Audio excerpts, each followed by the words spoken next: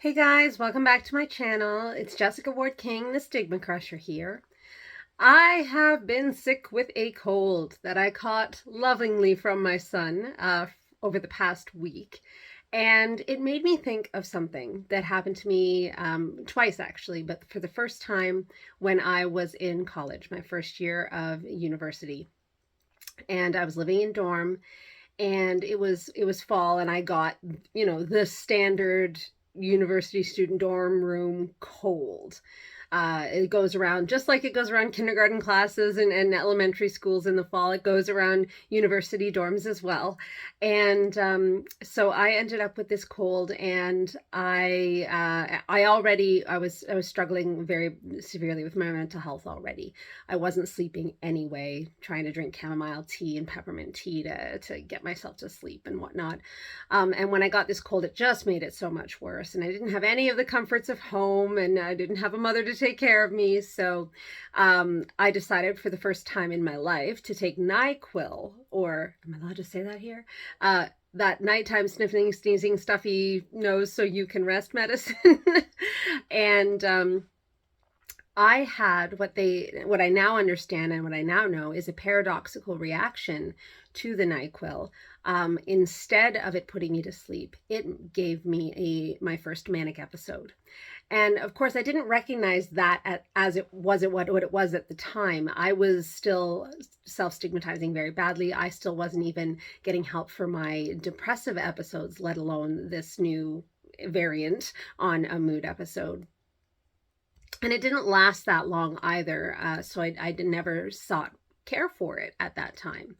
And so I'll tell you what happened. So I took this NyQuil, and I go to bed, and I think I might have fallen off to sleep for like half an hour before my eyes popped open and I woke up. And I came like bounding out of my dorm room. Everybody sitting in the common room looking at me like I'm an alien, and I'm talking super, super fast and, seeing things where they're not things. And basically everybody thought that I had done illicit drugs. And no, it was really just NyQuil. So I found out later, this didn't kind of register to me at the time. I kind of partied with everybody despite having a morning class the next morning, and didn't sleep that whole night, and did end up going to class the next day, but couldn't concentrate. And this period of high mood, high energy, fast talking, fast thinking, couldn't, write down or get my words out fast enough, lasted about a day and a half before I crashed and went back into depression. And I found out later that this is a not particularly uncommon first sign of bipolar disorder in people who primarily present with depressive episodes. And so there are two elements of a cold medication that might cause this paradoxical reaction. The first is dextromorphin, and it is a cough suppressant.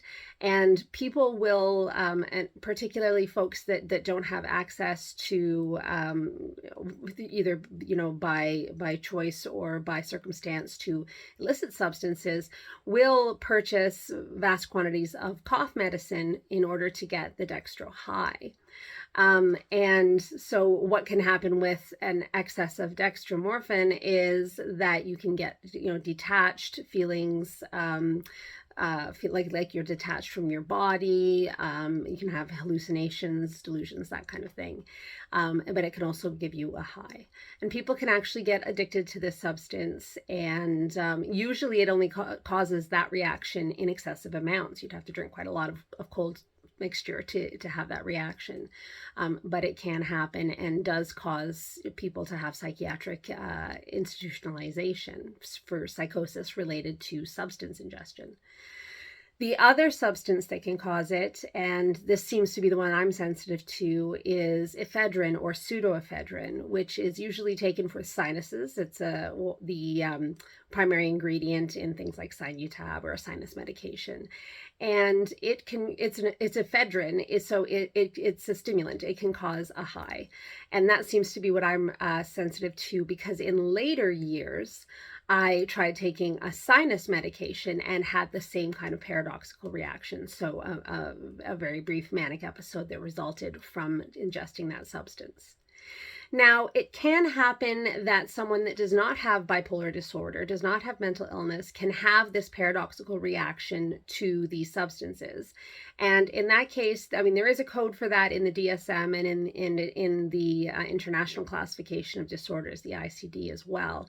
And that is substance-induced mania, which can happen. There are case reports of it happening where people that don't have any other symptoms or any other history of mental illness or bipolar disorder can have a manic reaction to these substances.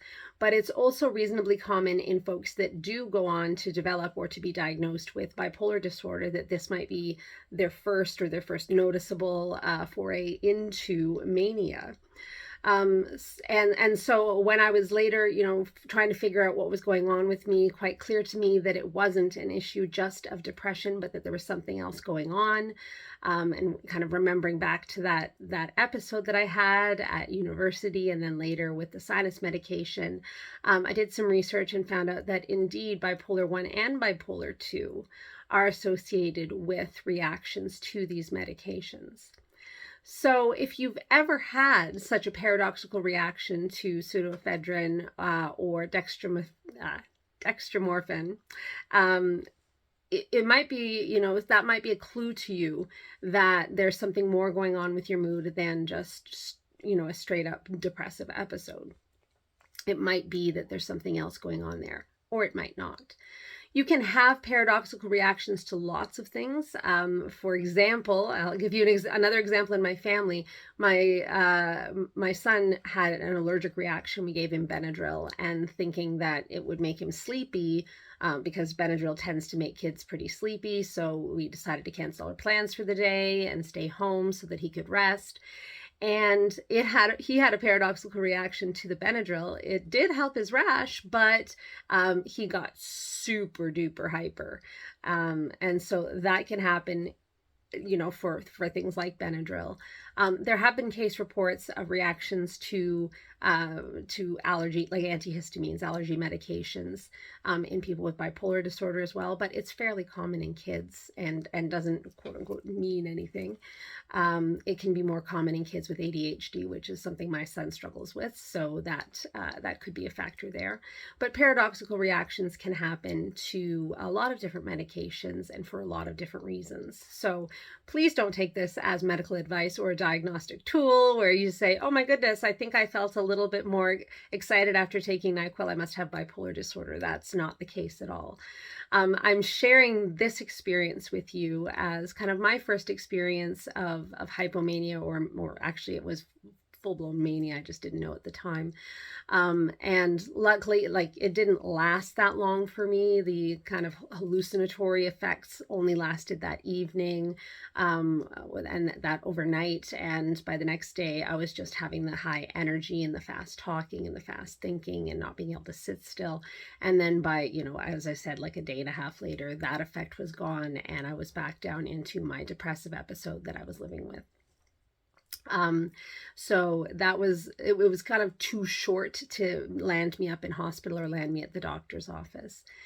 And we now know that you can have very rapid cycling mood episodes where mania doesn't last, at least 4 to 7 days, which is kind of the diagnostic criteria for it.